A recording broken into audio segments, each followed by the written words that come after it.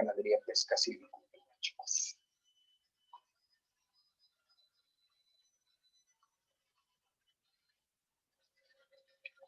¿Todo bien? Bueno, entonces vamos a continuar. Estamos resolviendo el ejercicio 2 de este apartado, ¿verdad? De agricultura, ganadería, pesca, silvicultura. Y de hecho, pues habíamos terminado, perdón, los activos fijos, ¿no? Aquí nos habíamos quedado el día de hoy. Ya habíamos concluido. ¿Sí? Entonces, pues si les parece, seguiremos al apartado de las pérdidas fiscales. ¿Sí?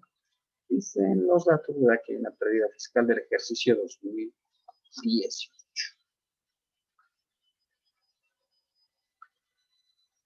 Esta es una pérdida de 2018. Y obviamente sería diciembre 18 entre julio 18.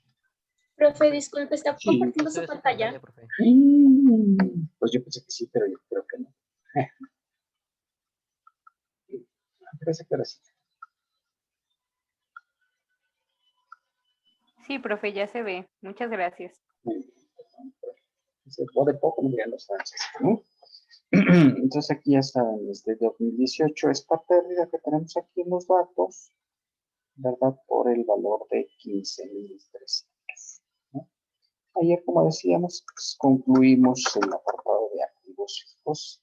Pues, continuamos con esta parte de julio del 18. ¿Verdad?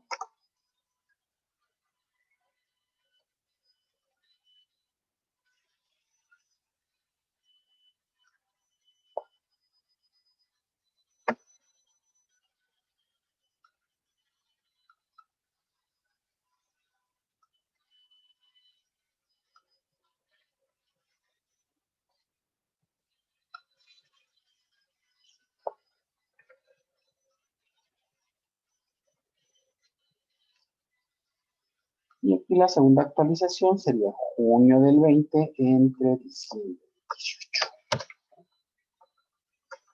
Entonces, ya nada más la actualizamos esta. Y recordar siempre la actualización es en el año en el que se dio la pérdida. Esa es la primera actualización.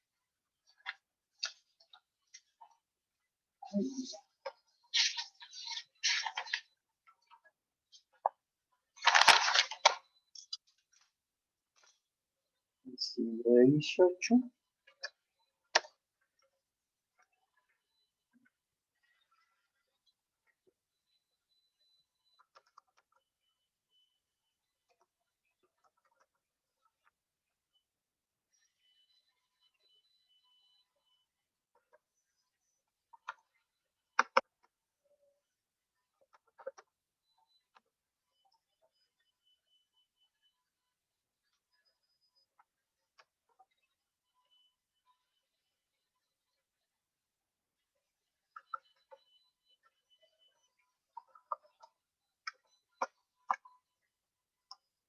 Ahí queda la pérdida actualizada al primer momento. Y luego sería junio del 20.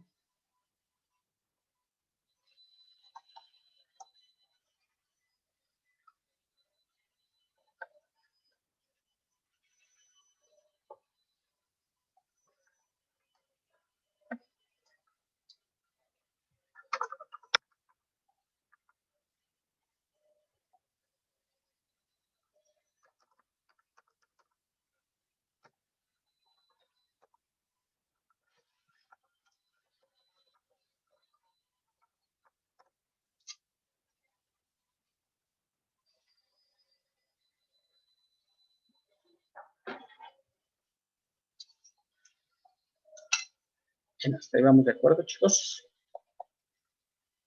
Sí, profe, igual. Bien, chicos.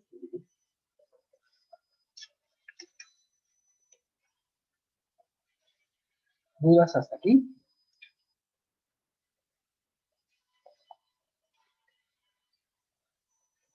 No, profe, todo bien.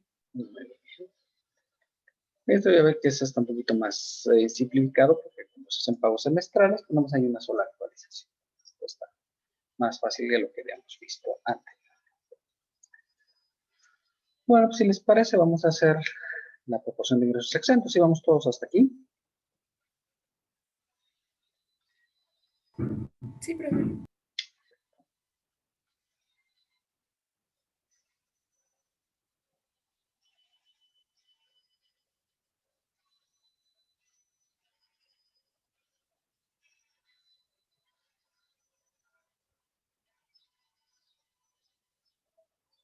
Muy bien, pasamos pues a la proporción de ingresos exentos, ¿verdad?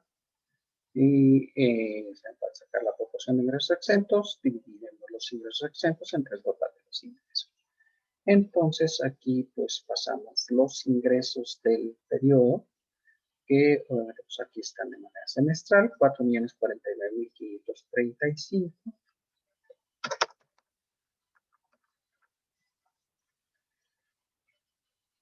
Y del segundo semestre, 4.078.740.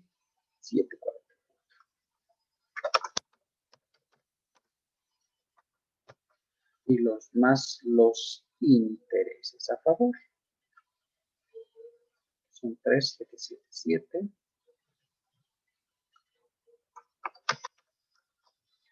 Y el segundo periodo, 5.190.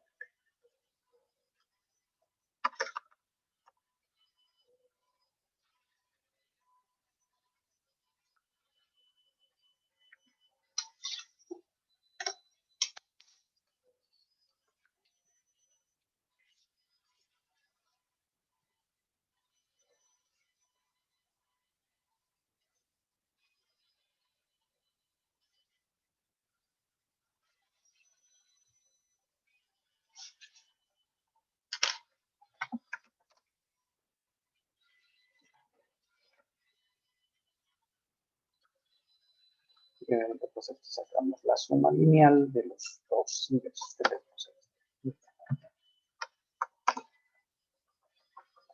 Y sacamos el acumulable.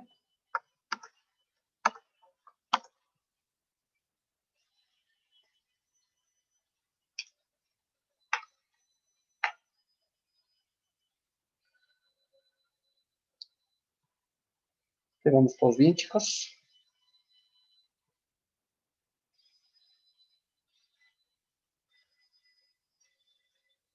Sí, profe. Sí, profe. Sí, profe. Y obviamente multiplicamos por 40 UMAS elevados al semestre, ¿verdad? UMAS semestrales.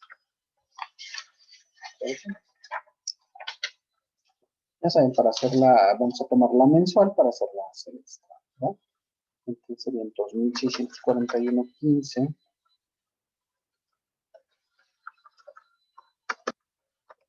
por 40 por 6 meses.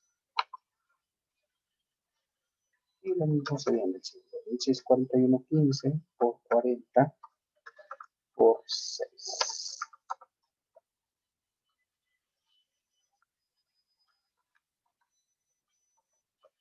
Ya los exentos acumulados serían los del primer periodo más los del segundo periodo.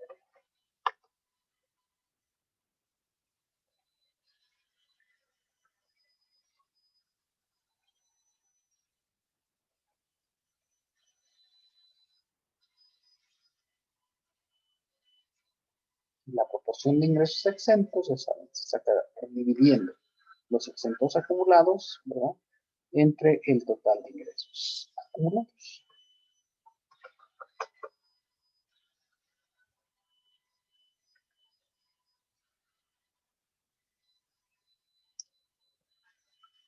Ahí vamos, chicos.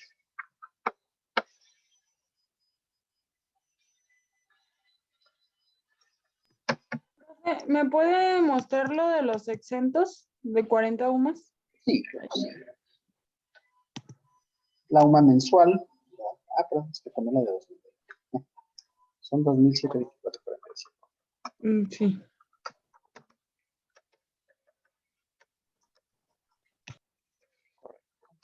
Muy bien, ahora están poniendo atención.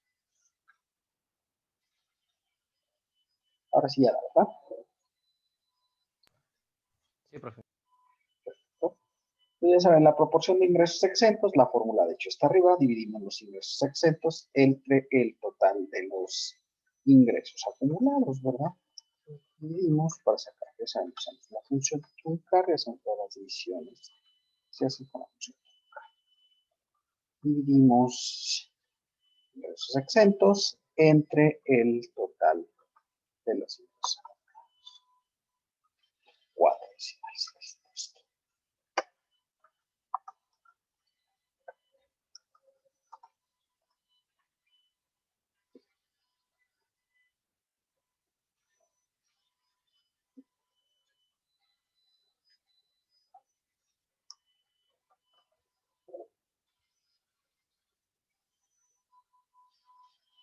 Bien, hasta ahí vamos, chicos.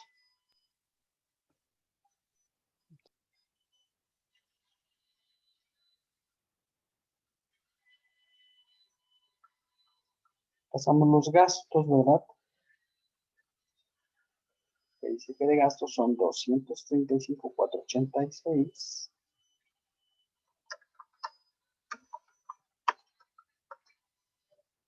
Y para el segundo semestre,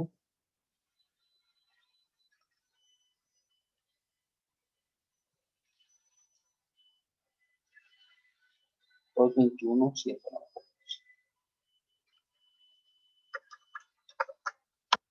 Ya está.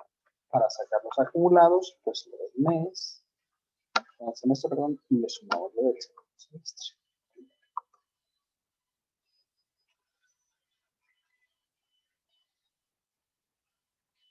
Profe, Sí, ¿podré poner la fórmula de exentos acumulados, por favor? está. No, la de arriba, por favor. Esa. Ah, no, perdón, la de exentos 40 o más. Sí, claro. Se la UMA por 40 por 6. Se va a tomar siempre la más reciente, ¿verdad? Sí, siempre.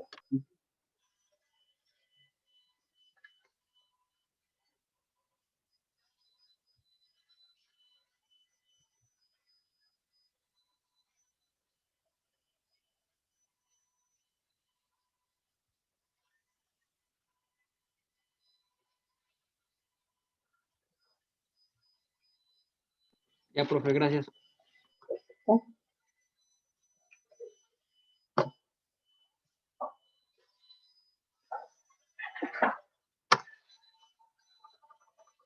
Y obviamente pasamos aquí las inversiones como las tenemos, ¿verdad? De hecho, estas ya están acumuladas al multiplicarlas por 6 y por 12. De la cédula de deducción de inversiones. ¿Sí? Y sacamos el total de gastos más inversiones acumuladas, sumamos gastos acumulados más inversiones. Gastos más inversiones. Y al último paso, sacar lo no deducible, que es la multiplicación entre la proporción de ingresos exentos por el total de gastos e inversiones.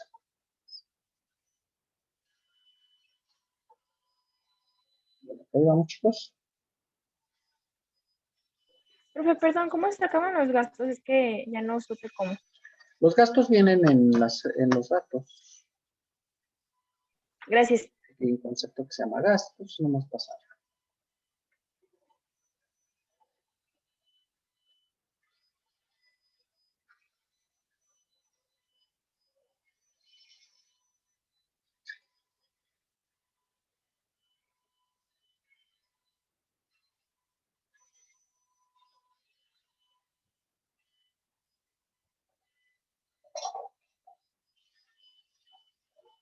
Ya para sacar lo no deducible, multiplicamos la proporción de ingresos exentos por el total de gastos e inversiones acumuladas.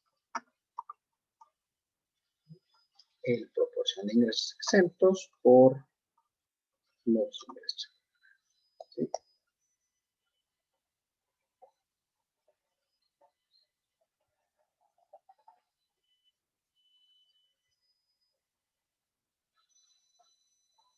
Bien, hasta ahí vamos todos, chicos.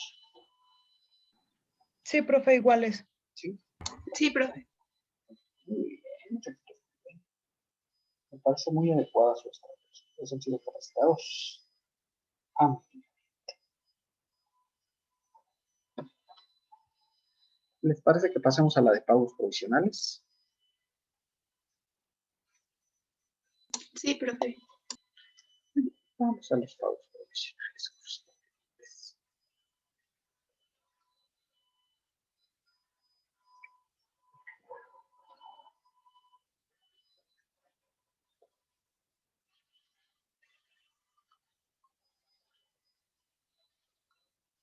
Pasamos pues ingresos y intereses.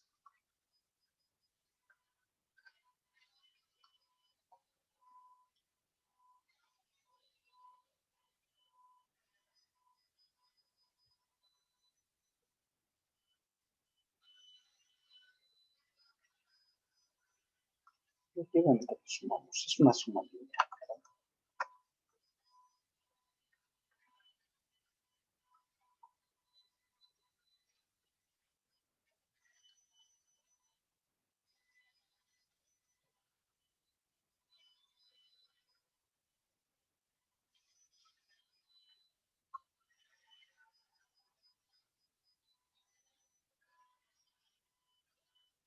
Y sacamos los acumulados, obviamente.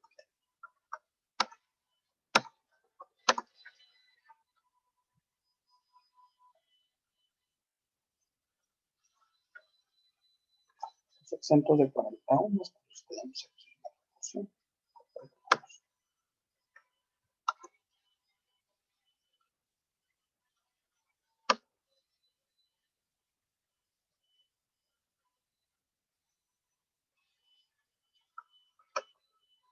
Los gravables, ya saben, total de los ingresos acumulados menos los exentos.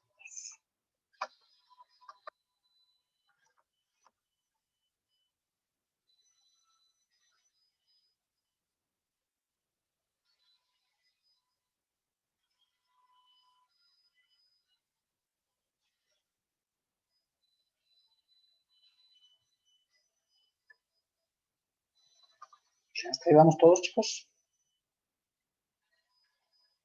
Sí, profe. Correcto. Pasamos las compras y los gastos, ¿verdad? Entonces, en las compras, 1.973.242.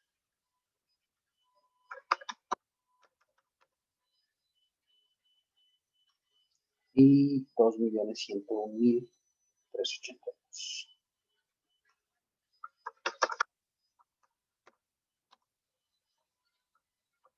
Y los gastos.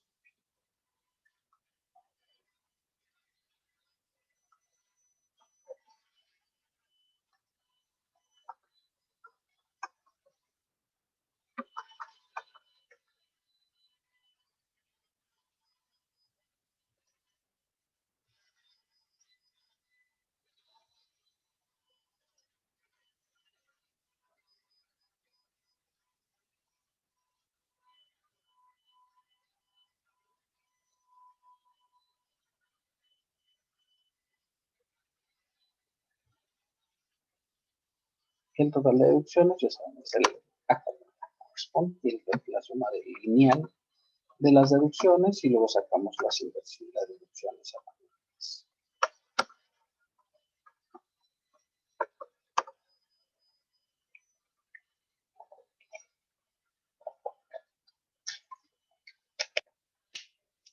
Bien, hasta ahí vamos todos bien, chicos. Sí, profe. Y obviamente pues, pasamos la deducción por inversiones.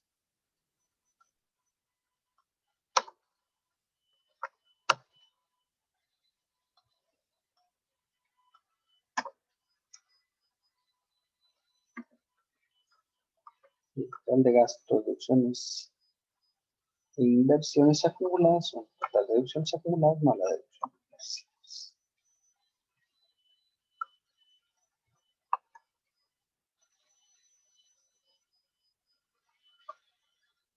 Y los no deducibles, pues los sacamos de la proporción de ingresos exentos a la final. Gastos e inversiones no deducibles.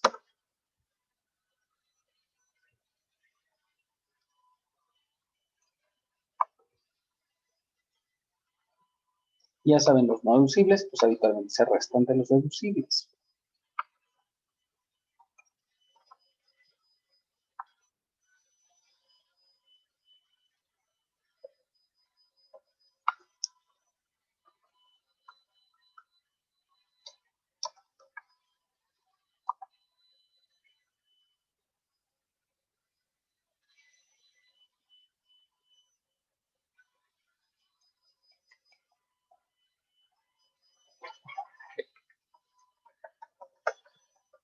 Y la utilidad fiscal, ¿verdad? Ya está.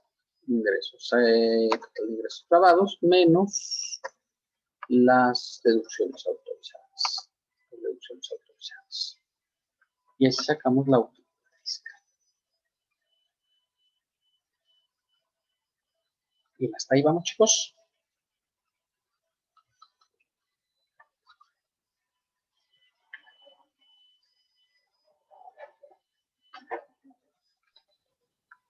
Sí, profe. Correcto. Obviamente restamos la PTU pagada, ¿verdad? Que dicen los datos que fueron por 12.940.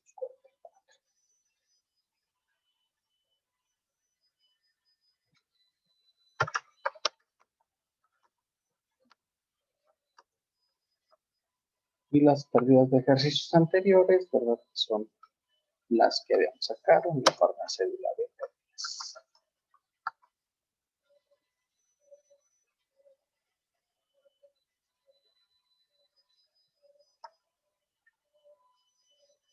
Para la utilidad grabable, ya sabes, utilidad fiscal menos PTU pérdidas.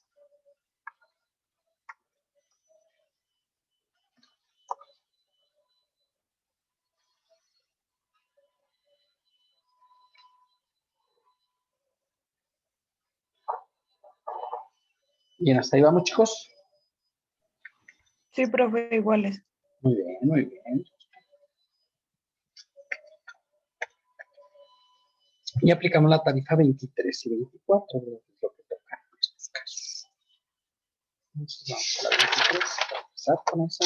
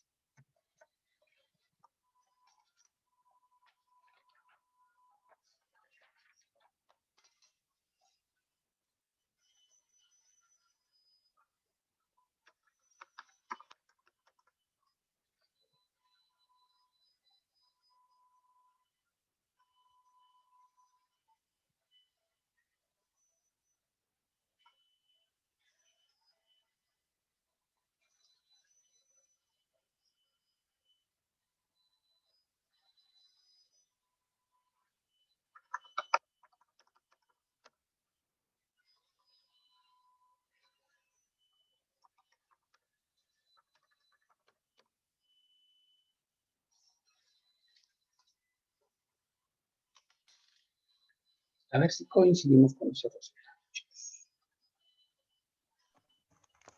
Sí, profe. Muy bien. Ya sabemos Sí, que profe. tenemos- Sí, profe.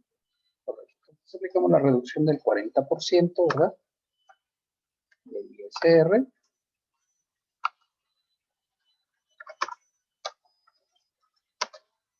Bueno, antes podemos hacer la prueba para ver si este ingreso nos excediera de 423 sumas, que es lo que hicimos la vez pasada, ¿verdad? Entonces multiplicamos 2.624.45.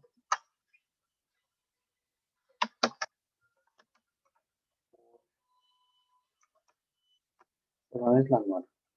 693.40 por 423.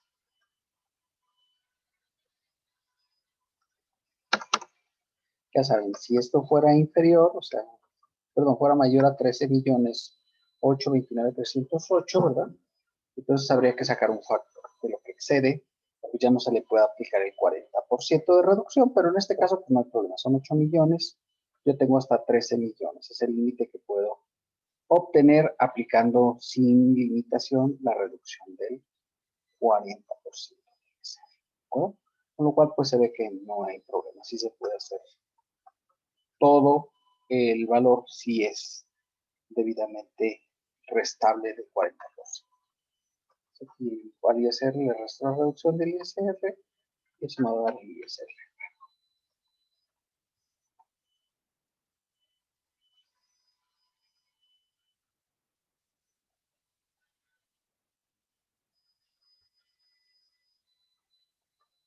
Restamos el ISR por intereses, que obviamente vienen los datos. Serían los 2045 y 2055.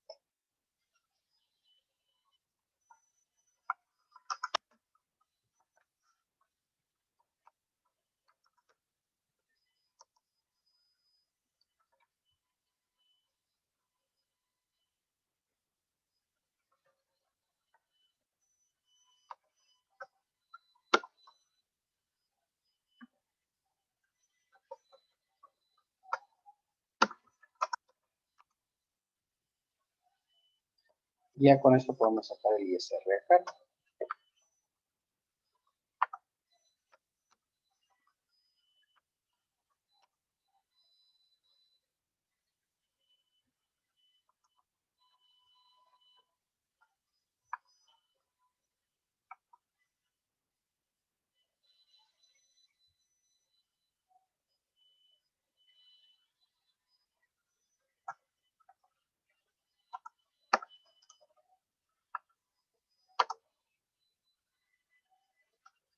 Bien, hasta ahí vamos todos de acuerdo, chicos.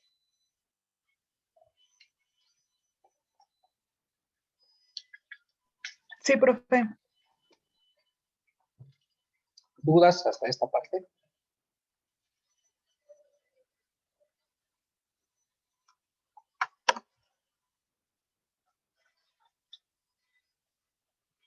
¿Les parece que hagamos el cálculo, no, chicos? Sí, profe. Sí, profe. Vimos el cálculo anual, ¿verdad? Y obviamente comenzamos con el apartado de sueldos y salarios. En sueldos y salarios tenemos un total de sueldos y salarios de 163.737. Y exentos por salarios, 12.034.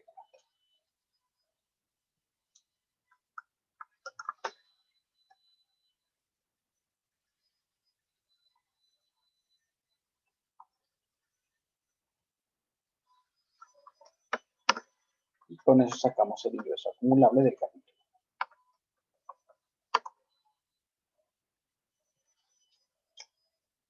Y pasamos la parte de agricultura, ganadería, pesca y sin este apartado.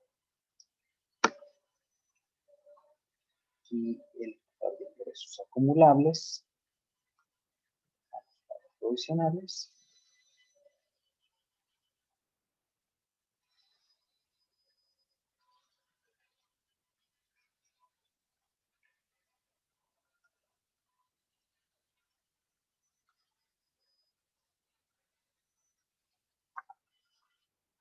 Vamos a restar los ingresos exentos. Profe, Sí, en los ingresos exentos creo que es 12.034.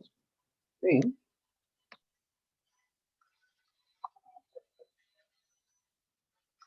Ah, sí. Oh, bien, bien. Estoy viendo que están poniendo atención. Gracias.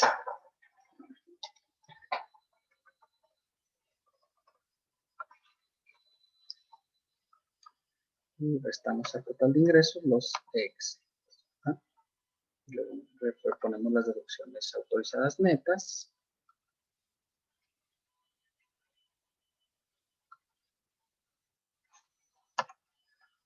Y eso nos va a dar la utilidad fiscal. Más la PTU paga de las pérdidas anteriores.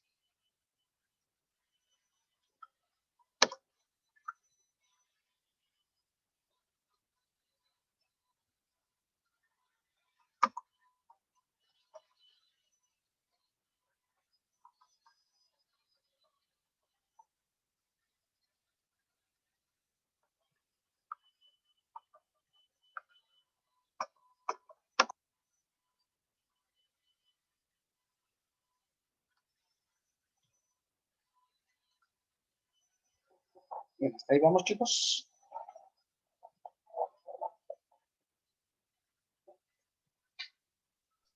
Sí, profe. ¿Sí? Sí, profe. Y obviamente pues sumamos, ¿verdad?, los ingresos del capítulo 1 con los ingresos del capítulo 8 del título 2. Recordar que obviamente cuando tienes ingresos de los demás capítulos, pues tienes que verificar si en el ejercicio fiscal no te pasaste del 90% de los ingresos de otros capítulos, ¿de acuerdo? Y esto se refiere solo a ingresos, ¿verdad? Total de ingresos por agape más el total de ingresos del contribuyente. Sumaría ingresos de agape más ingresos por salarios. Y aquí sacamos la proporción.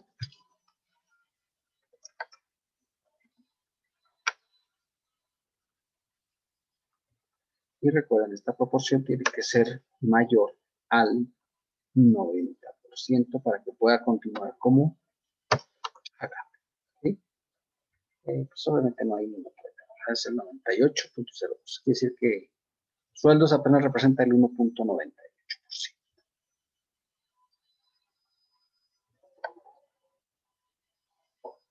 Ahora, ¿qué pasaría si se excede? Bueno, pues el siguiente año ya no podría ser agape, ¿verdad?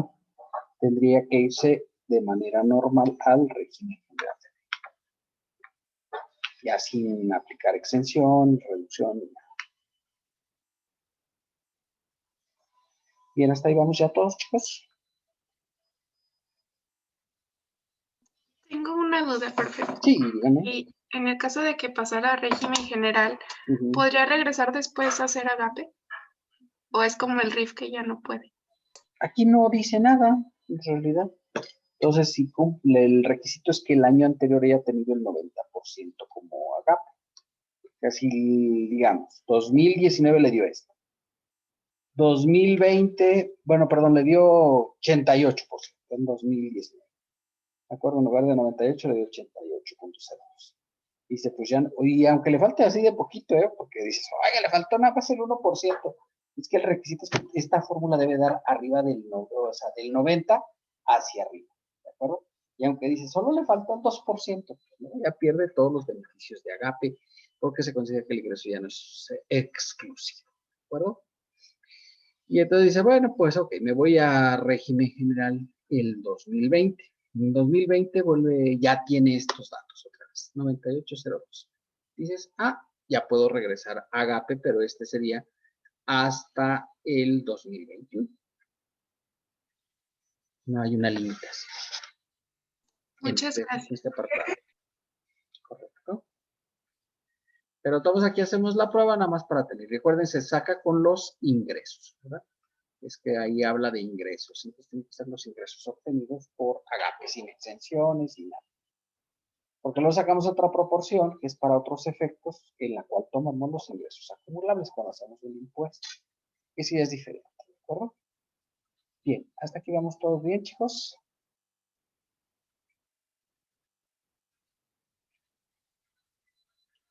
Sí, profe, gracias. Pasamos las deducciones personales. Sí, profe. ¿No? Planes de pensiones, 121,400.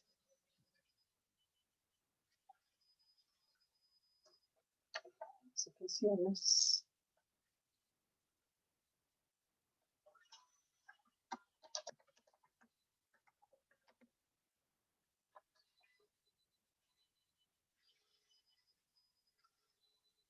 Y luego gastos de funeral. Y luego seguro de gastos.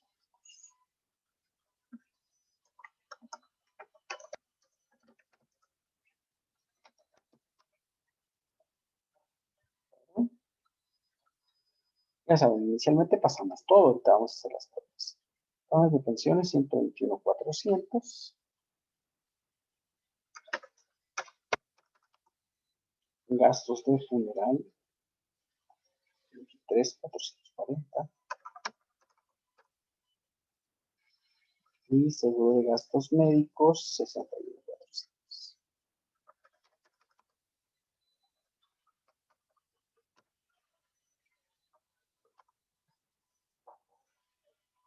Y obviamente, pues estos conceptos, ¿verdad? El de planes de pensiones es el que no pasa al... Está aquí, pero lo vamos a quitar. También no entra al límite global. Recuerda, son tres conceptos, ¿no? Donativos, colegiaturas y aportaciones a fondos de pensiones y jubilaciones.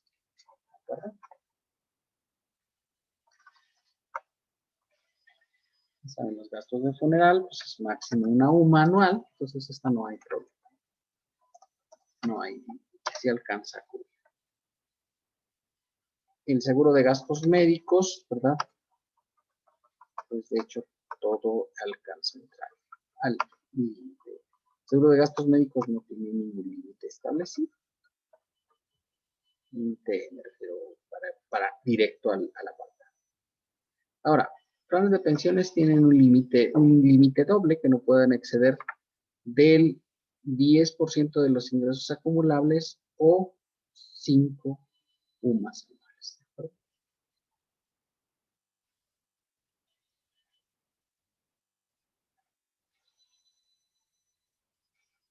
Entonces aquí vamos a checarlo para ver si nos excede.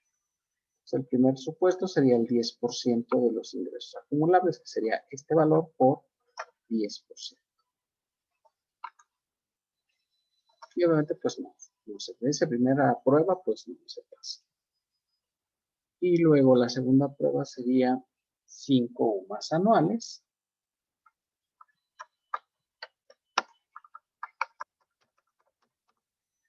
Y obviamente, pues al ser 121,400, pues sí alcanza a pasar todo.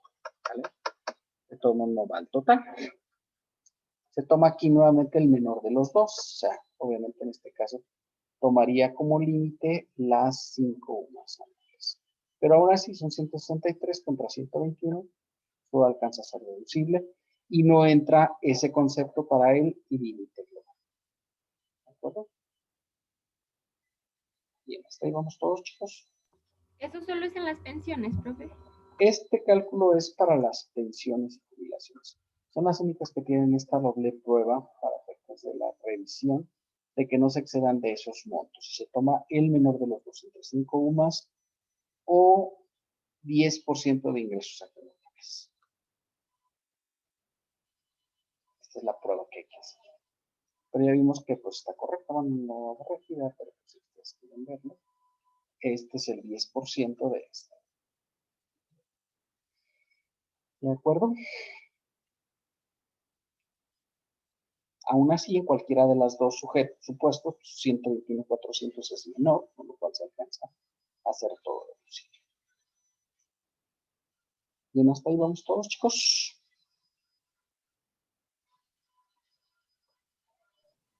Sí, profe. Muy bien. Bajamos aquí, ¿verdad? El límite por ingresos acumulables. Los ingresos acumulables más los exentos del capítulo 1.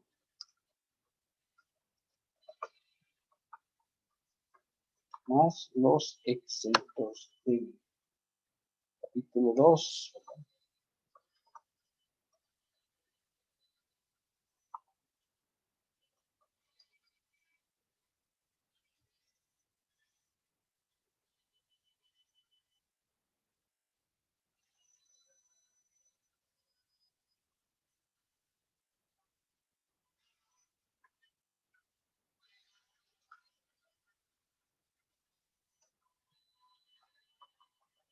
Y sumamos estos valores para sacar el total por el factor del 15%.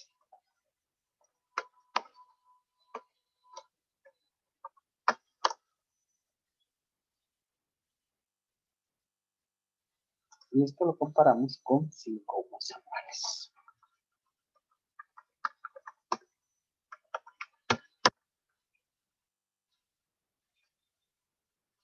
Obviamente aquí en este caso, pues tomaríamos 5 UMAS, ¿verdad?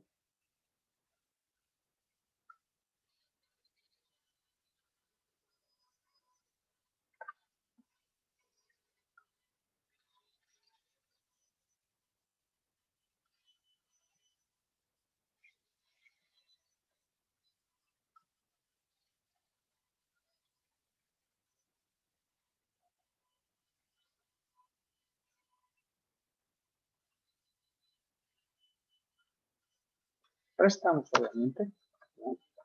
Esto menos el total de deducciones personales, lo cual evidentemente pues, es positivo y evidentemente pues no hay nada que restarle a estas deducciones personales.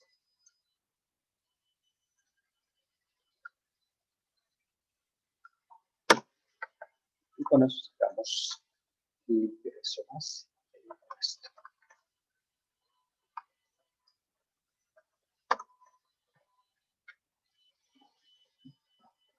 Bien, hasta ahí vamos, chicos.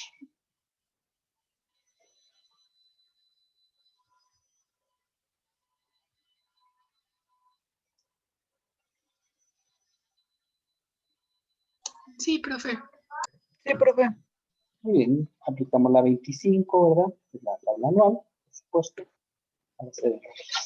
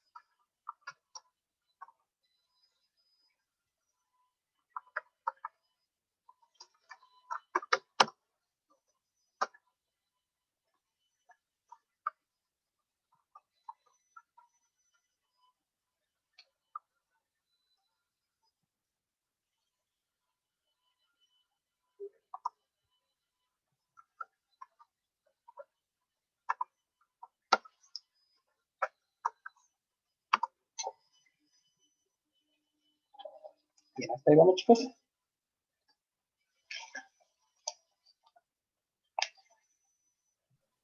Sí, profe. Sí, profe. Coincidimos con esos resultados. Iguales.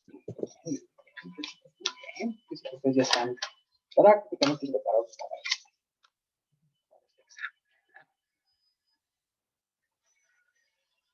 Sacamos pues la Hasta para proporción. no hacer examen, profe. Bueno, me parece adecuada su estrategia, pero inadecuada su postura. Sacamos la proporción de ingresos acumulables de agapes, ¿verdad? Y ya saben, para eso dividimos, sacamos una, no sé qué sea, pero es la proporción de ingresos de agapes. Dividiendo ingresos acumulables de agapes entre total de ingresos acumulables, ¿de acuerdo? Entonces aquí sería ingresos acumulables por agapes.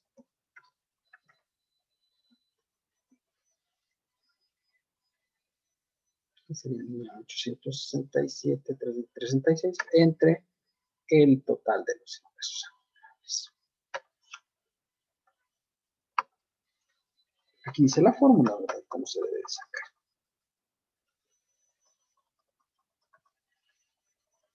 Y este valor lo multiplicamos por el, lo vamos a pasar para el ISR anual, ¿verdad? Y lo multiplicamos. Profe, Sí. Dígame. en la del total de las deducciones personales, ¿sí se toma en cuenta los gastos de funeral o no? Sí, claro, por supuesto. Ah, es que cuando se hace el entre el límite y el total de las deducciones, a mí me da diferente porque yo sí las tengo consideradas. Y creo que usted no. ¿Cómo? Es que el límite O sea, son... ahí no dan sé. los 102,000. ¿En dónde? 102,000. O sea, no afecta de todos modos. Sí, profe, es que en la cantidad de la diferencia entre el límite y el total de deducciones personales, Ujú. usted nada más consideró los gastos médicos y los gastos de funeral no. Y por eso a mí también me da una cantidad total. Bueno, él podría ser para abajo la pantalla, por favor, profe. Es de lo último. Esto de 102,067. Ay, ay, ay, ay. Ujú, es eso. Ya, perdón. Sí, correcto.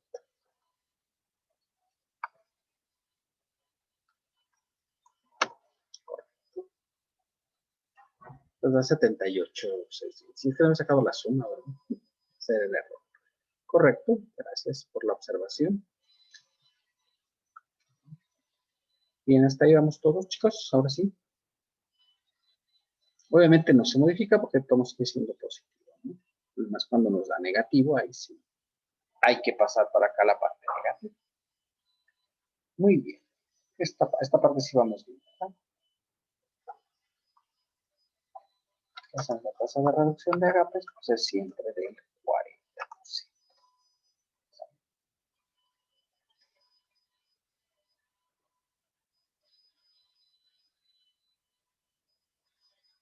Bien, hasta ahí vamos todos, chicos.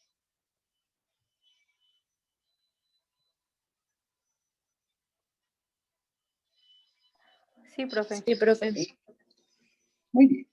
Entonces aquí pasamos el ISR por ingresos acumulables, ¿verdad? Que sacamos con la tabla. Y le restamos la reducción de ISR por agapes, que es la que sacamos precisamente en esta proporción, ¿verdad? Y obviamente eso nos va a dar el ISR, ¿no? Restamos las retenciones por salarios, que como ustedes recuerdan están en los datos generales, ¿no? 4795. Y las retenciones por intereses que están en los pagos provisionales. Y los pagos provisionales que sacamos. Y el resultado es el ISR neto A.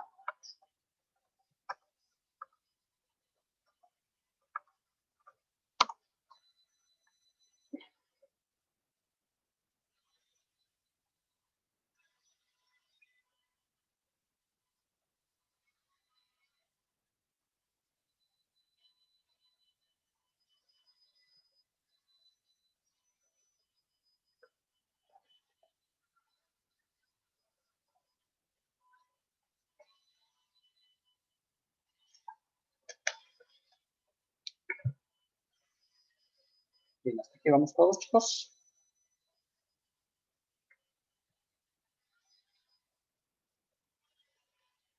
Sí, profe. ¿Sí? Muy bien. Perfecto. Entonces paso la utilidad para sacar la PTU del capítulo, ¿verdad? Pasamos la utilidad fiscal de agapes. Y obviamente le restaríamos los exentos no deducibles, si es que hubiera, pero pues aquí no los hemos calculado. Y lo multiplicamos por la tasa del 10% y esa es la PTU a vista. ¿De acuerdo?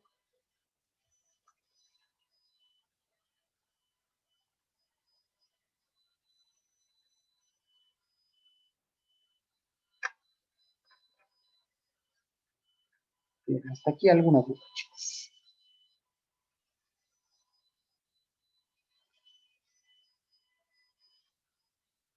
Profe, ¿me podría enseñar de dónde salieron los 315,105? Claro, por supuesto, es la suma de esto, de los pagos provisionales. Gracias.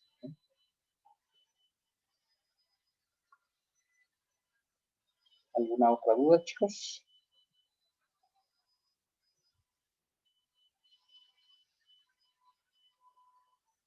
Todo bien, profe, muchas gracias. Profe, ¿puedo ver Sí, sus pagos provisionales, porfa? claro, con mucho gusto, por supuesto que sí. No sé si quiera verlos hasta ahí o más arriba.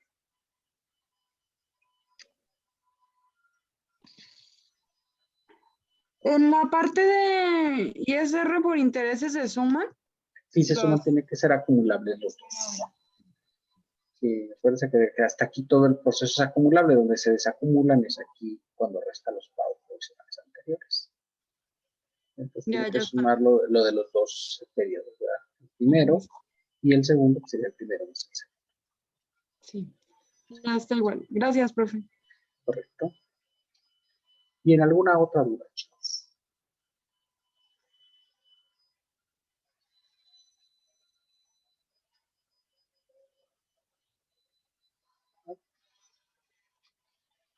Todo bien, profe. Bueno, ¿sí, todo bien? Sí, Bueno, profe. con este ejercicio damos por terminado el apartado de agricultura, ganadería, pesca y silvicultura, ¿verdad? Sí, con eso concluimos este apartado y concluimos actividades empresariales y profesionales. Con eso termina la unidad número 2, ¿verdad? Y obviamente pues el próximo miércoles con la información que llevamos hasta aquí sería el examen y el viernes pues, el examen práctico, el examen teórico, ¿verdad? Entonces el viernes el teórico, el miércoles el práctico, que va a traer 3 prácticas, ¿no? Una de RIF, una de plataformas tecnológicas y uno de estos de agricultura, ganadería, pesca y silvicultura, ¿verdad? Como ven, pues los apartados que hemos visto, cada uno tiene ciertas características que los hace diferentes, ¿verdad? En términos generales. Porque de hecho, honorarios y actividad empresarial y profesional como que se parecen mucho. De hecho, la fórmula también es la misma para agapes, ¿verdad? Pero, pues obviamente cada uno tiene sus particularidades, ¿verdad? Aquí sobre todo la cuestión de las exenciones, la reducción del ISR, hay que sacar las proporciones, en fin, sí hay cositas que los identifican de una manera, digamos, más directa a cada uno de los capítulos. Entonces, pues con esto concluimos la unidad número 2, ¿verdad? La unidad número es la 4, ¿verdad? La unidad número 4 y obviamente comenzamos con la unidad número 5 y con esto pues comenzamos ya lo que sería la parte del examen final, ¿verdad? Tenemos unas 4 semanas para poderlo hacer. Recuerdan, en el examen final pues viene un ejercicio con todos los capítulos, del 1 al 9, ¿verdad? La verdad es que esta parte es muy pequeña, ya no es tan grande, estos apartados son muy grandes, traen mucha información, pero pues ya lo que sigue de arrendamiento, pues la verdad es que es muy cortito, y luego después seguimos con la enajenación de bienes, que es de los capítulos, el capítulo de los que nos queda, el de enajenación de bienes, pues es quizá el más técnico, ya todos los demás pues, se basan prácticamente en una retención, o se hace un pago directo, o el cálculo es muy simplificado, o sea, ya no hay cálculos tan complejos como los que vimos en este apartado de actividad empresarial y profesional. Y como ven, pues cada uno tiene sus características. Más o menos son lo mismo, pero sí tienen características que los hacen un poco diferentes en sí. Bien, hasta aquí alguna duda, chicos. Yo tengo una duda de la tarea, profe. A ver, dígame. La que es para entregar para el próximo examen, ¿se va a entregar otra vez a computadora o tiene que ser a mano? Como la otra vez ya ve que nos permitió, tenía duda. Eso no quieren ya aprovecharnos en bárbaro, pues les di mucho tiempo, qué barbaridad. Bueno, yo creo que lo hacemos en computadora. A Gracias, petición, profe. a Es que le petición de pregunto porque la ustedes. otra vez yo lo hice a mano y lo entregué pues a mano, pero pues ahorita ya para saber y no entregarlo 2 veces. Y ya, pues ya dijo, profe, gracias. Bueno, nada más esa es la que hay que entregar el lunes, esa sí que hay que ser la del lunes. Sí, La que acabo de terminar así a mano, profe. sí, esa sí, la del lunes y la del miércoles. Las del miércoles porque son a media semana y pues obviamente pues, hay menos tiempo. para hacerlo. Aunque ya la pueden hacer, pues ya tienen todo el conocimiento necesario para poderla resolver. Bien, ¿alguna duda adicional, chicos? ¿Todo fácil? ¿Ustedes han sido capacitados ampliamente? Todo bien, profe. Muy bien, perfecto, muy bien. Entonces, por favor, pues no se les vaya a olvidar. Pues el miércoles tenemos que... ¿A qué hora va a empezar el examen, Fátima? No me acordaba yo, pues, ¿a qué horas es? Ya se puso de acuerdo con los maestros. Profe, Ujú. por favor, ¿Mm? ¿A las 3? pedí las clases. No voy a pedir todas. Sí, a las 3, por favor. Ah, bueno, pues sí, para anotarlo, porque... Sí, nada más le dije al profe Armando y al maestro Osvaldo, son las dos anteriores que tenemos. Ah, bueno, con eso es suficiente. De hecho, este está muy cortito, la verdad es que... Pero luego hay gente que se toma su tiempo para hacer las cosas con más detalle, ya los conozco. Entonces, por eso les doy un poquito más de tiempo, pero pues en realidad, francamente, está muy cortito. Entonces, para el miércoles, ¿verdad? El miércoles a las 3 de la tarde, examen. Para que lo tomen en cuenta, ¿verdad? Que es desde las 3. ¿Y en alguna otra duda adicional?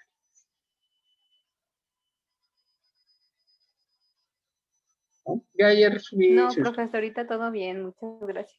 Yo sé si se fijaron, pero yo ya ayer ya subí la información del capítulo de arrendamiento. Como me dijo Fátima que van a ocupar una hora, creo que Osvaldo va a ocupar una hora, ¿verdad? Que le regrese su hora, se va a regresar, el problema, el lunes, ¿verdad? Así era la situación. Sí, profe, el lunes y Armando el también jueves. le había pedido su clase. Ya no sé.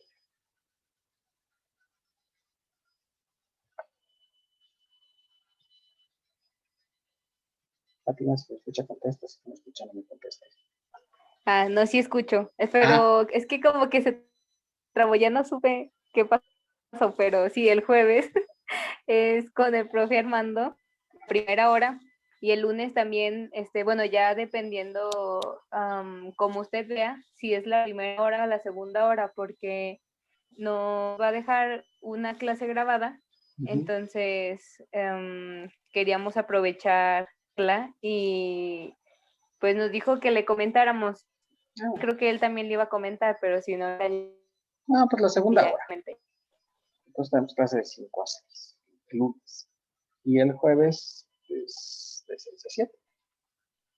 ¿Verdad? Muy bien. Entonces, sí, profe, así de quedamos acuerdo. ya para ese caso. Estamos ahí, me recuerdan, ¿no? Una mensaje porque a mí se me olvidan las cosas. Entonces, nada más para estar en seguridad. Bueno, si les parece, pues vamos a comenzar con la última parte ya de nuestro curso, ¿verdad? Que es lo que toca en estos casos, ustedes han sido capacitados ampliamente. Comenzaremos a ver la parte de arrendamiento de bienes inmuebles, ¿verdad? Y esto, por favor, ya no se toma en cuenta para este examen, es para el último examen, ¿vale? Porque luego ustedes ahí me andan contestando, la otra vez me contestaban cosas con honorarios y yo digo, pues no, o sea, no se confundan, ¿verdad? No se confundan. En este apartado vamos a ver dos presentaciones. Una, la parte legal de arrendamiento de bienes inmuebles y otra, la situación de la ley antilavado.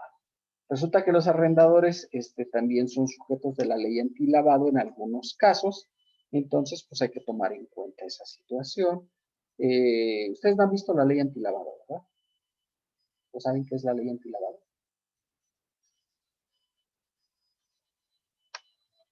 ¿Alguien ha escuchado de esa ley?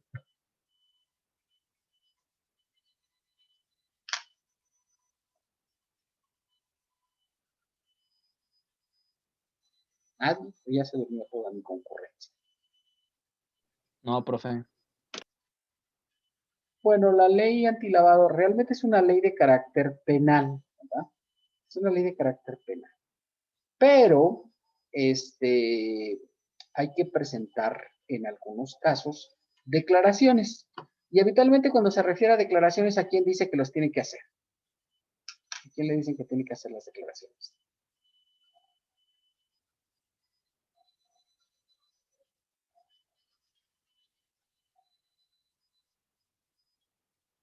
¿Podría repetir la pregunta, profe, por favor? Sí, les decía que obviamente ustedes saben que en el caso de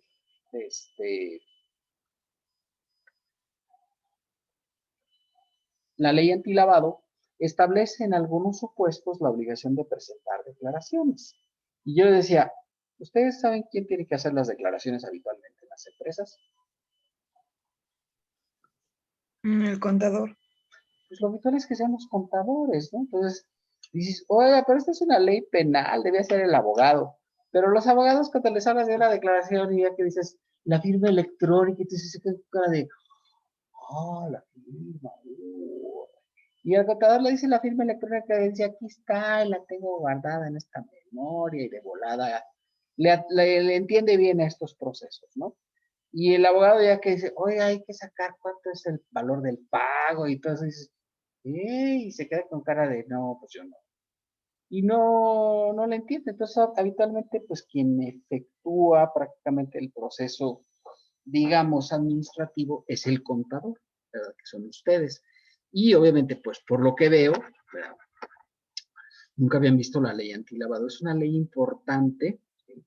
Porque aunque no hay que pagar nada, en la ley antilavado no se pagan impuestos, las declaraciones son informativas.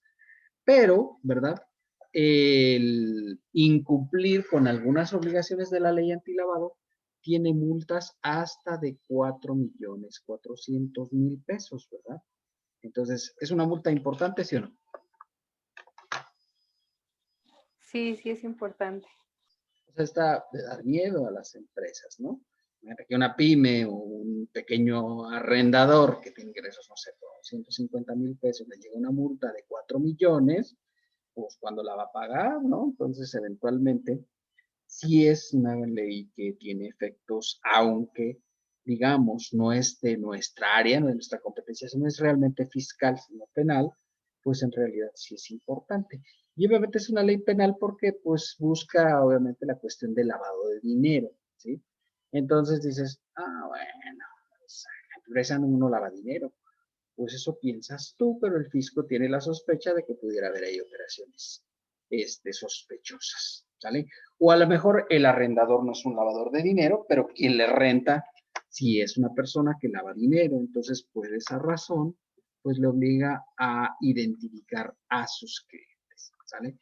Es una ley que no nada más aplica en arrendamiento, pero digamos, la colocamos en arrendamiento porque arrendamiento es uno de los apartados y el arrendamiento de bienes inmuebles es de los apartados considerados para esos efectos. Entonces, por eso vienen las dos presentaciones, esta que es la parte legal del capítulo 3 y la segunda que habla sobre la ley antilavado, que regula inclusive operaciones en las cuales luego nosotros trabajamos. Por ejemplo, no sé, yo tengo alumnos que trabajan con notarios, pero pues los notarios son de los que tienen mayores efectos la ley antilavado.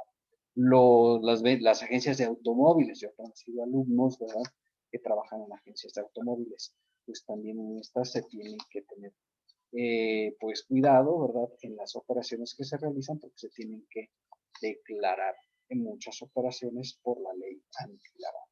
Y obviamente, pues, este apartado que es de la regla. Entonces, por eso, digamos, aquí sí es muy específico al establecer que en el caso de arrendamiento, pues se tiene que declarar algunas operaciones para efectos de esto. Y como les digo, las declaraciones de la ley antilavado todas son informativas, no hay que pagar nada, pero obviamente si incumples, pues vienen las multas de hasta 4.400.000 pesos, y ahí es donde la situación se pone muy seria para las empresas, ¿verdad? Y entonces esa es la razón del por qué se debe de considerar estos aspectos. Entonces, por eso vemos en este apartado, ¿verdad?, la parte de la ley antilavado, por la importancia que cobra, por la cuestión de que a los empresarios sí les da un poco de miedo cuando realizan este tipo de operaciones, y les pudiera caer una multa de esos frutos. El no presentar declaraciones también puede llevarte, o hacerlo de manera dolosa o incorrecta, pues también te puede llevar inclusive a la cárcel, ¿verdad? De 2 a 8 años de juicio. Entonces, pues sí, es una ley, pues así como que de respetar, ¿no? Por eso la vemos aquí. Bueno, vamos a comenzar con este apartado. Ya lo hemos platicado, pero lo volvemos a reiterar, que es una situación muy importante, ¿verdad? El arrendamiento, lo que regula es el arrendamiento de bienes inmuebles, ¿sí? Si tú te dedicas a rentar otro tipo de bienes, o sea, si te dedicas a rentar bienes muebles, no tributas en este apartado. Este es solamente para bienes inmuebles y solamente para la renta de los inmuebles, porque ya les había dicho la clase anterior, ¿verdad? Que si un bien inmueble es amueblado, entonces ya no te están rentando el inmueble, te están rentando el servicio, te están prestando un servicio y ahí pues pasas a ser parte de la actividad empresarial. Entonces hay que considerar esto. De hecho, en términos generales, el arrendamiento de inmuebles está en el Código de Comercio y es una actividad empresarial, ¿sí? Es una actividad comercial. Sin embargo, pues la ley fiscal les dio cierto beneficio a este apartado de arrendamiento de bienes inmuebles, al decir, bueno, pues les vamos a dar un trato preferente a los arrendadores. ¿Cuál es el motivo de que se les dé un trato preferente a los arrendadores? Bueno, porque se sabe que en el país hay un déficit de vivienda y evidentemente el fisco, pues viendo la posibilidad de apoyar a los contribuyentes por esta falta de vivienda, dijo, bueno, pues vamos a dar un beneficio fiscal a las personas que se dediquen a arrendar bienes inmuebles, ¿de acuerdo? Esa es la situación. Bueno, pues sin más vamos a comenzar con los sujetos de los ingresos por arrendamiento y en general por otorgar el uso o goce temporal de bienes inmuebles. ¿Sí? Se consideran ingresos por otorgar el uso o goce temporal de bienes inmuebles. Subrayo ahí, solamente se refiere a bienes inmuebles. Ya lo acabo de señalar en el proemio de este artículo, en el cual se señala que si es otro tipo de arrendamiento, ¿verdad? No es posible estar en el capítulo. Si se arrendan bienes muebles, no es aquí.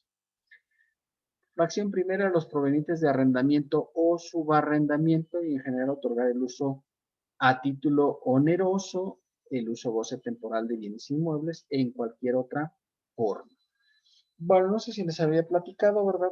Las características que tienen los bienes. Se había platicado. Es una cuestión civil, ¿no?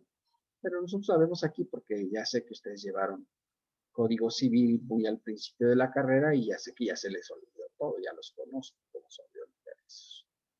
¿Alguien sabe las características de los bienes?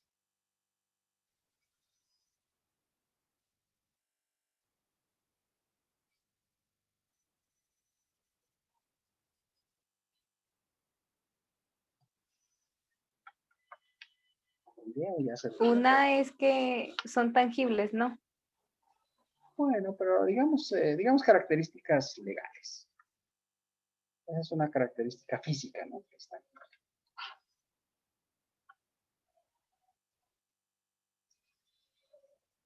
Bueno, son tres características fundamentales que tienen los bienes, en términos generales, ¿verdad? Y obviamente, pues aquí haciendo hincapié en los bienes inmuebles.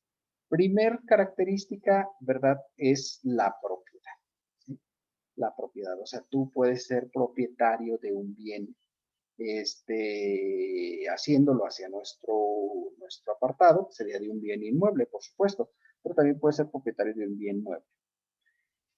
Segunda característica, ¿verdad? Es el uso o goce de los bienes, ¿sabes? El uso o goce de los bienes. En cuyo caso, obviamente, pues se pueden separar estas características. La tercera característica que establece que son de los bienes es los frutos. Los frutos. Y me refiero, ¿verdad? A los frutos, por ejemplo, el caso más típico, yo tengo una huerta de guayabas ahí en Calvillo, por ejemplo. ¿Sí? Y obviamente como no la puedo atender, pues puedo ponerme de acuerdo con alguien para que él atienda la huerta y nos repartimos los frutos que se obtengan de esa huerta. ¿Están de acuerdo? vamos a repartir 50-50, o sea, de la producción que se dé de guayaba, 50% le corresponden a la persona que ha estado atendiendo las guayabas, ¿verdad? Y el 50% me corresponde a mí. ¿Es posible? Sí. Sí. Sí, de hecho hay mucha gente, habitualmente se llaman intermediarios, pero digamos es una operación, digamos, común en el sector agropecuario. Yo soy el dueño de la tierra, ¿verdad? Y el dueño de de los árboles que están ahí plantados de guayaba, y por ende, pues puedo hacer con ellos, pues esta operación, ¿verdad? De únicamente trasladar los frutos. Ni siquiera estoy rentándole la tierra, o sea, no puede llegar y decir, oiga, y ya que me renta la tierra, pues puedo poner aquí una casita. No se estoy rentando la tierra, nada más estamos hablando de los frutos que genere esta huerta, ¿verdad? Nada más. ¿De acuerdo? Entonces, si ustedes ven estos tres características, se pueden separar de manera individual cada una de ellas, ¿sí? Entonces, claro, aquí vamos a ver una de la segunda característica que analizamos, que es el uso o goce temporal de los bienes, ¿de acuerdo? Entonces, yo soy el propietario, ¿de acuerdo? Llego y te rento un bien inmueble, ¿sí? Te estoy trasladando la segunda característica, el uso o goce del bien, ¿de acuerdo? Es una cuestión importante a considerar. Les he de platicar una historia de una persona, ¿verdad? Que se dedicó, bueno, tenía una casa, la rentaba, ¿verdad? Y un buen día, pues la persona con la que vivía, pues tenía ya como 10 años viviendo, y la persona dijo, entonces ya es mía la casa, ya no voy a pagar renta. Obviamente estaba equivocado, pero luego le pasa eso a la gente, ¿no? Que piensa que por estar ahí, pues ya se volvió dueño. Y resulta que al otro que no le pagaba la renta, ¿verdad? En lugar de hacer un juicio, que es lo que procede en esos casos para desalojar el bien que estaba rentando, decidió, pues contrató un abogado y el abogado le dijo, no se preocupe, ahorita contratamos una camioneta y vamos por un cerrajero para que abra la casa y sacamos todas las cosas de la persona que le está rentando. ¿Correcto o incorrecto? ¿Qué opinan ustedes? Tenía contrato vigente. No pagaba, pero tenía contrato. ¿Incorrecto? Evidentemente, ¿mande? Muy incorrecto. Incorrecto, por supuesto, ¿verdad? Pero ya ven que luego para menso no se estudia, ¿no? Eso te sale natural. Y entonces, además era una idea del abogado, no era ni siquiera de la persona, ¿no? Porque ese no tenía tanta iniciativa. Era una idea del abogado que fueran, sacaran las cosas, iban a un cerrajero, abrían, etcétera. Pues fueron por el cerrajero pues le pagaron sus emolumentos y abrió la casa. Muy bien. Hasta ahí todo bien, llegó la camioneta de mudanzas, empezaron a subir las cosas, ¿verdad? Y en eso llegó la persona que estaba rentando el bien. ¿Sí? Y obviamente pues llegó y los vio que estaban sacando cosas y pues llegó y cerró la casa. Y obviamente no pudieron abrir porque pues el cerrajero les abrió la puerta, pero no les dejó una llave, una copia de llave. Y los encerró y llamó a la policía. Y llegó la policía y se los llevaron a la cárcel. ¿Por qué se los llevaron a la cárcel? Si era el dueño del bien.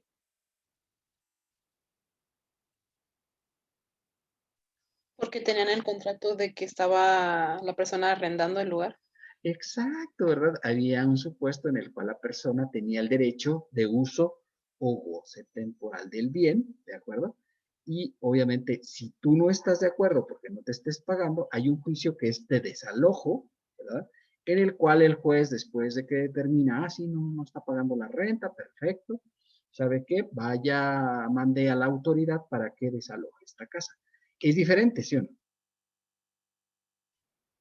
¿Quién hace el desalojo en ese caso? La orden de un juez. La orden de un juez, pero obviamente la ejecuta la autoridad. En este caso, pues seguramente la policía ministerial llega y observa todo el proceso y demás, va una persona del juzgado, o sea, todo el proceso legal. Es diferente el asunto, lo que hicieron estos. Pues se los llevaron a la cárcel. Afortunadamente, ¿verdad? Les echaron nada más como 3 meses de cárcel y pues ahí estuvieron en la frescura por 3 meses. El abogado, que andaba acompañando a su cliente, Y obviamente, pues en este caso, la persona, el dueño, ¿sí? Para que tengan cuidado, porque parece que es una tontería, pero pues la verdad es que sí es una cosa seria, ¿no? ¿Sí? Y de hecho, pues no los acusó de robo, no los acusó como de que habían allanado la morada, por eso les dieron un plazo corto, pero si lo hubieran acusado de robo, pues pudieran haber sido más años los que les hubiera podido arremeter en prisión a los dos, ¿verdad? Que no eran muy listos, por cierto. Y luego me pasó otro caso, ¿verdad? En cuestión de esta de arrendamiento, en el cual un compañero de trabajo, ¿verdad? Le rentó a un buen amigo también de ahí de mi trabajo una casa. ¿Está bien? ¿Está mal? ¿Algún problema con el asunto? No, todo bien. Sí, ¿verdad? Pero, ¿qué crees? Que como eran grandes amigos, pues no hicieron contrato de arrendamiento. ¿Pasa eso en la vida real, sí o no? Sí. ¿Verdad? Sí pasa muy común, ¿verdad? Porque creo que es una cuestión importante a considerar. Pasaron el tiempo, etcétera, la persona estuvo ahí, era muy feliz y demás, ¿verdad?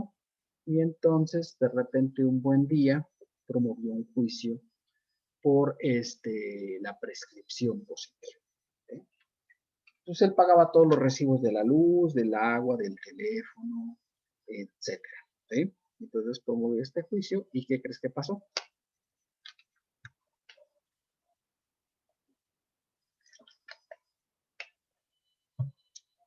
Pues que perdió un amigo, ¿verdad? Pero pues ganó una casa y pues a veces, pues bueno, el costo-beneficio podría ser que valiera la pena, ¿no? Dejaron de ser amigos, pero obviamente pues se quedó con la casa y se apropió, ¿verdad? Entonces, pues hay que tener cuidado con los contratos, ¿verdad? Porque sobre todo las personas ya que son mayores, en ocasiones eso de los contratos como que les da un poquito de flojerilla, ¿verdad? Y dicen, esos contratos, y somos compas. Pues no, o sea, hay que tener el contrato correspondiente para efectos de evitar que ocurra esta situación, ¿verdad? Del apropiamiento de los bienes, porque el contrato pues te garantiza que tú eres el propietario y la persona que está ahí, pues es un tercero que está haciendo el uso o goce temporal. Pero es una cuestión importante de considerar, ¿vale? Ni aunque sean amigos, ni aunque sean los hijos del dueño, ¿verdad? Porque pues ahí todavía es más peligroso, por supuesto. Bueno, fracción segunda, los rendimientos de certificados de participación inmobiliaria no amortizables. Esto se refiere, ¿verdad? En algunos fraccionamientos, o en algunos lugares, en los edificios, pues los edificios los construyen una fiduciaria, un fideicomiso, a través de fideicomiso. Pensemos un caso hipotético, el Torre Plaza Bosques, que se hubiera hecho por fideicomiso, ¿verdad? Y todos conocen el Torre Plaza Bosques, ¿no? Ahí enfrente de la universidad.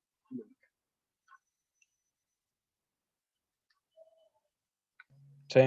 ¿Verdad? Sí, que es ese. Bueno, imagínate que este se hubiera hecho por un fideicomiso. Entonces, lo que te vendería no es, digamos, yo soy dueño de la oficina 4 del sexto piso, por ejemplo. Entonces diría, mire, a usted lo que le voy a vender, si fuera así a través de fideicomiso, si es un caso hipotético, lo que le voy a vender no es la oficina 4, sino le voy a dar el certificado 4, su índice 6, que es el sexto piso, y el cuarto, la oficina número 4. Entonces te venden un certificado de participación, no hay una escritura de por medio, porque es técnicamente la fiduciaria sigue siendo como la propietaria de manera teórica, pero te está trasladando los derechos de propiedad a través de este certificado. Entonces, claro, cuando tú obtienes un rendimiento, es decir, oiga, yo voy a rentar la oficina 4, no estás obteniendo un arrendamiento, sino estás obteniendo un rendimiento del certificado de aportación no amortizable. Y no es amortizable porque obviamente no puedo ir con la cosa de decirle, oiga, fíjese que ya no me gustó la oficina y quiero regresarla. Y si no, pues es no amortizable, ¿de acuerdo? Entonces no tienes una escritura que avale la propiedad, sino lo que tienes es un certificado de participación inmobiliaria no amortizable, ¿de acuerdo? Bueno, para los efectos de este capítulo, los ingresos en crédito se declaran y se calcula el impuesto hasta que sean cobrados. Entonces hay que tener cuidado con este supuesto porque puede ser peligroso para efectos de los impuestos, ¿verdad? Y me explico, imagínate, por ejemplo, no sé, pasa mucho con el ejemplo con el gobierno, ¿sí? Que luego le cierran el presupuesto. Yo le estoy rentando, no sé, a la Secretaría de Gobernación, por ejemplo, ¿sí? La Secretaría de Gobernación. Y le rento un piso ahí en el edificio, ¿sí? Se lo rento en 150,000 pesos. Y resulta que voy ahí y le digo, oiga, pues vengo a cobrar la renta de noviembre. Y me dice, uy, ¿qué creo que ya se me cerró el presupuesto? Y ahora tenemos que esperar a que se vuelva a abrir en el mes de marzo. Entonces no me pagan noviembre, diciembre, enero, febrero y marzo.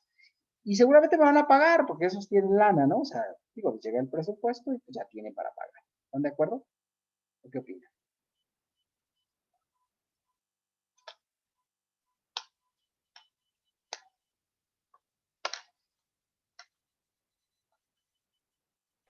De acuerdo. Sí. Digo, no es un moroso normal, o sea, sí es cierto, o sea, se le cierra el presupuesto y ya no pueden hacer nada. Y entonces, bueno, pues ok, entonces se me juntaron 5 meses, ¿verdad? Y llego con los recibos, con los 5 recibos de pago, ¿verdad? Y me los pagan en marzo, que ya está el presupuesto en operación. Entonces, yo rentaba en 150,000, pues son 750,000. No es lo mismo pagar ISR por 150,000 que hubiera pagado en noviembre, en diciembre, en enero, febrero y marzo, ¿verdad? Ahora en marzo, que estoy cobrando los 5 recibos, pagar impuestos sobre 750,000. ¿Por qué no es lo mismo? Ustedes ya lo saben, ¿no? Ya se ha fijado, ¿no? ¿Qué pasa con la tabla? ¿Por el límite inferior? Exactamente por el límite inferior. Habitualmente, pues los montos tienden a tener un impuesto muchísimo mayor, ¿verdad? Entonces, este señor de venir pagando, no sé, ¿qué te gusta? 15,000 pesos mensuales de ISR, pues a lo mejor no le van a tocar pagar 75,000 pesos, sino le van a tocar pagar 140,000 pesos. Y obviamente, pues eso, oiga, pero ¿por qué 140,000? Pues es que usted tuvo ingresos por 750,000. Y claro, inmediatamente hace la operación y dice, oiga, pero es que debían ser 75,000. Sí, pero es que el impuesto no funciona de manera lineal. ¿Sí? Sino que es exponencial. Entonces, cuando tú aumentas de manera importante los ingresos, ¿verdad? Obviamente, pues en este caso, tienes que pagar mucho mayor impuesto que el que te correspondería por esos efectos. ¿Están de acuerdo? Y así sube, ¿eh? O sea, no crees que es una cuestión hipotética, o sea, de, oiga, pero eran 75,000 sumando 15,000 por 4 meses, ¿verdad? Considerando ya la retención que te hace el arrendatario, ¿verdad? Pero pues obviamente te aumentaría muchísimo el impuesto. Entonces no pagarías 75,000, sino a lo mejor 140,000 pesos. Entonces hay que tener mucho cuidado con estas cuestiones. Y además no hay mucho que hacer, o sea, cada año te va a estar pasando lo mismo con este tipo de entidades, ¿verdad? Que luego dejan de pagar porque pues no hay presupuesto abierto y ellos pues no tienen forma de tener recursos fuera del orden presupuestario que ya tenían preestablecido. En algunos casos luego ocurre, ¿verdad? Nos tocó en un caso que te pagaban por adelantado. Dicen, oiga, le vamos a pagar por adelantado los meses que faltan porque pues obviamente tenemos un remanente de operación y queremos gastar. Y tú dices, bueno, pues no está mal, ¿no? Pero igual te pasa lo mismo, porque claro, como ya cobraste las rentas, o sea, es la misma situación. Si dicen, en noviembre le vamos a pagar las rentas hasta marzo, pues es lo mismo, o sea, vas a tener la misma situación, porque estás percibiendo un ingreso, ¿verdad?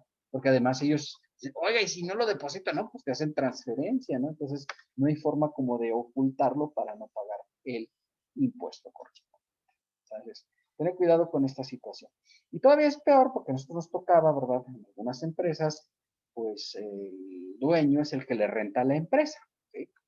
Y entonces a la secretaria, ¿verdad? Se le olvidaba hacer los depósitos. Entonces, uy, no, ¿verdad? Usted sabe que un cliente que tenía así una bodega en renta y mensualmente no era mucho lo que cobraba de renta, entonces pagaba 7,000 pesos de impuesto.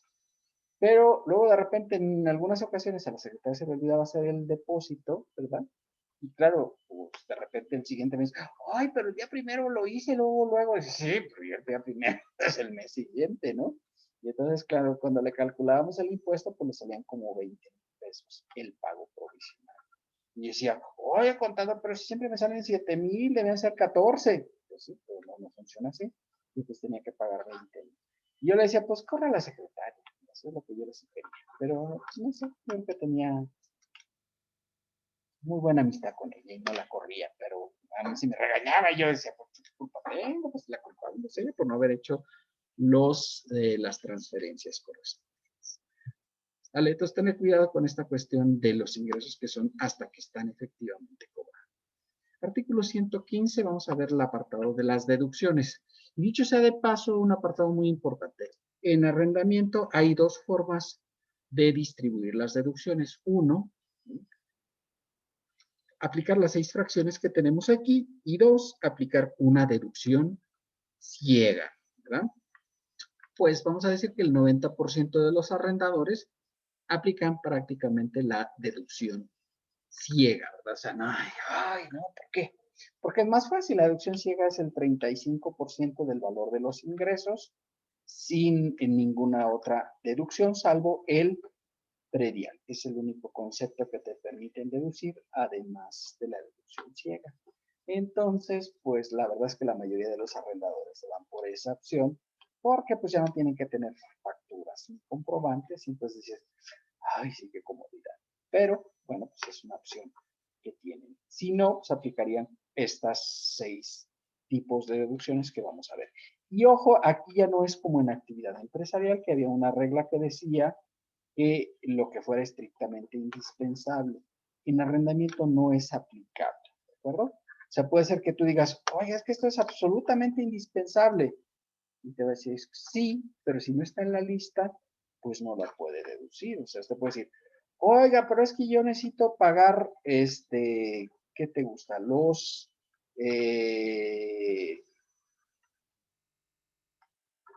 La luz, por ejemplo. ¿Sí? La luz. Porque a lo mejor, pues digamos, la luz de los pasillos y de las escaleras y todo eso, pues no se los puedes cargar a ninguno de los arrendadores, ¿verdad? Si la luz de su casa, pues igual sí, pero la luz ya de las áreas comunes, pues a lo mejor la tiene que pagar el arrendador y dice, oiga, pues déjemela hacer deducible porque es indispensable. Y tú dices, no es posible porque la luz no es un concepto que esté permitido como deducible para efectos de esta ley. Entonces, si no está permitido como deducible, pues obviamente que no es aplicable. ¿De acuerdo? Dice, oiga, yo tengo edificios en Aguascalientes, Zacatecas, León, etcétera. Y entonces, pues necesito un auto para ir a cobrar las rentas, porque si no voy a cobrar, pues obviamente no me pagan, ¿verdad? Y entonces dices, no, pues malas. Si no es deducible la gasolina ni el mantenimiento del vehículo bajo ninguna circunstancia. Y obviamente, por ende, tampoco el vehículo mismo puede ser deducible. Entonces, pues ahí están algunos de los asegúnes en materia del arrendamiento que tienen que ser consideradas de manera especial. Porque, pues, aunque tú consideres que es estrictamente indispensable, si no está en la lista de las deducciones que tenemos aquí, pues obviamente no puede ser deducida bajo ninguna circunstancia. Dicho lo cual, ¿verdad? Pues vamos a ver la lista de las deducciones autorizadas para los efectos de este apartado. Entonces dice, los que obtengan ingresos de este capítulo podrán efectuar las siguientes deducciones. Y la primera, que de hecho son dos diferentes, ¿no? La primera es el impuesto predial. Esa pues yo creo que no queda duda, ¿no? Prácticamente todas las propiedades pues tienen que pagar el impuesto predial correspondiente al año de calendario sobre dichos ingresos, así como las contribuciones locales de mejora, de planificación y de cooperación para obras públicas que se efectúen en el mismo y en su caso los impuestos locales pagados sobre ingresos por el uso goce temporal de bienes. Bueno, pues ya hemos visto que aquí en Aguascalientes no hay impuesto local, ¿verdad? Por sueldos, ni por actividad empresarial ni profesional, pero tampoco por arrendamiento, afortunadamente, ¿no? Pero, ¿qué son? ¿Alguien sabe qué son las contribuciones de mejoras a locales?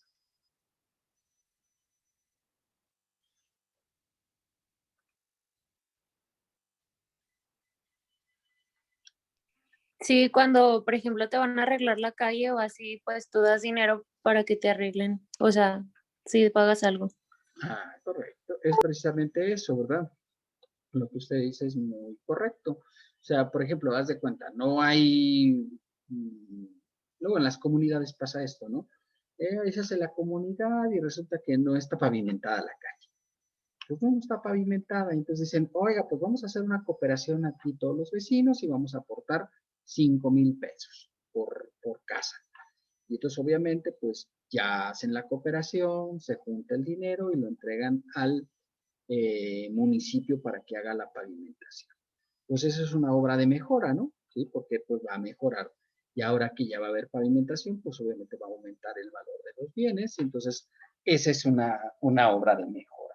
O van a meter el alumbrado público, pues también esa es una mejora, también te cobran una parte. Lo más común es que no te cobren todo el costo de la obra, porque obviamente pues, 5,000 pesos no alcanzaría para hacer una obra de pavimentación, entonces pagas más bien como una parte pequeña de esas obras de mejora y obviamente pues esto lo puedes deducir como arrendador. O sea, o imagínate como hace poco que se decidió ampliar el tercer anillo, ¿verdad? Que ya que llegaba hasta ahí, hasta la cantera, ¿verdad? Y de repente pues ya dijeron, no, ya lo vamos a hacer completo, ¿verdad? Ahora sí lo vamos a completar. Bueno, pues eso fue hace unos 4 o 5 años, ¿verdad? Que lo terminaron, pues a los que les tocó que pasara por cerca de su casa, pues les dijeron, sí, tienes que hacer pues un pago por esta mejora que va a haber a tus precios. Y pues sí, obviamente, pues ahora ya tienen un mayor valor de reventa esos bienes y habitualmente pues se tiene que pagar una cuota local por estos conceptos. La fracción segunda, ¿verdad? Los gastos de mantenimiento que no impliquen adiciones o mejoras y por consumo de agua siempre que no los pague quien usa o goce el bien.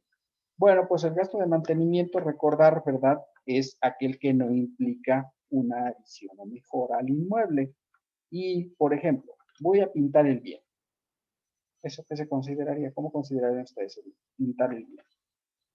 Ya está pintado, pero yo lo voy a pintar para que se vea más bonito. Ya se estaba cayendo la pintura. ¿Eso es una adición o es mantenimiento? ¿Qué opinan ustedes? Mantenimiento. Sí, ¿verdad? Es mantenimiento, porque de hecho no se le cambia ninguna cosa, o sea, nada más, pues ahora ya se va a ver más, pues así se ve mejor, obviamente, ya bien pintadito, ¿verdad? Con pintura nueva, se va a ver así más elegante el asunto, pues obviamente que sí le va a dar un valor adicional, ¿de acuerdo? Pero no se está modificando el uso del bien. Ahora, yo te digo, ¿sabes qué? Voy a hacer un segundo piso aquí en este inmueble. Tenía un solo piso y ahora voy a hacer 2 pisos. ¿Eso qué considera? ¿Mantenimiento o son mejoras? Esa sí es mejora. Esa sí es una mejora, ¿verdad? Porque ahora, pues seguramente va a tener mayor valor, a lo mejor lo voy a poder rentar en un valor mayor, ¿verdad? Esta casa que tengo rentada. Entonces dices, sí, ya un segundo piso, pues sí le da un valor adicional, porque si antes tenía 2 recámaras, ahora va a tener 4 recámaras, va a haber una cochera techada, etcétera. Pues todo eso sí son mejoras, ¿verdad? Entonces hay que entender la situación.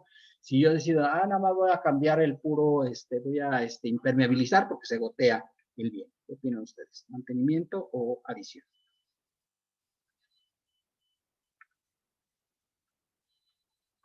Mantenimiento.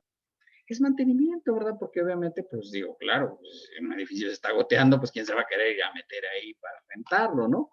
Imagínate, cada que llueve, pues te tienes que salir para poder tapar las goteras o poner muchas cubetas, ¿no? Entonces, pues claro, eso es simple mantenimiento y conservación, ¿verdad? Y obviamente, pues el consumo de agua siempre que no lo pague la persona que te renta. La fracción tercera, los intereses reales por préstamos utilizados para la compra, construcción y mejora de bienes inmuebles, siempre que haya un CFDI, ¿verdad? Y ya saben, los intereses reales son los que exceden el ajuste por inflación en los términos del 134. Ese apartado lo vamos a ver de manera amplia cuando lleguemos al apartado de intereses, ¿verdad? Bueno, no sé si tengan alguna duda hasta aquí, jóvenes. No, profe, todo claro. Bueno, muy bien. Entonces, si les parece, pues hasta aquí le vamos a dejar por el día de hoy. De acuerdo, profe, muchas gracias. Nos vemos el día de mañana. Gracias, profe. Gracias, chicos. Hasta mañana. Hasta mañana.